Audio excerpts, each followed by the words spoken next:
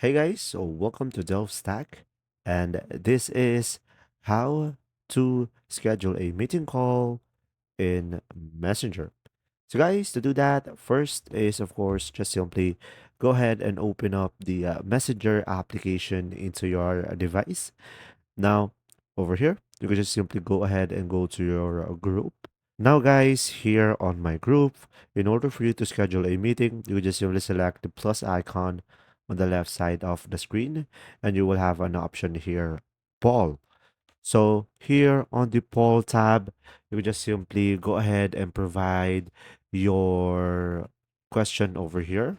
So meeting schedule. And after that, you could just simply add an option. For example, I'm going to go for Thursday, 12 p.m. And you can add another one, Thursday, 3 p.m. And of course, you can add as many as you can, depending on your schedule. And after that, just simply select create poll. And from here, guys, people on the meeting or in the group will vote which one is the better meeting schedule that you have and should be able to schedule a meeting call in Messenger over here by doing this process. If you found this video helpful, please like and subscribe. And if you have any questions, just simply go ahead and comment down below, and we will do our best to answer them all. And see you in the next video.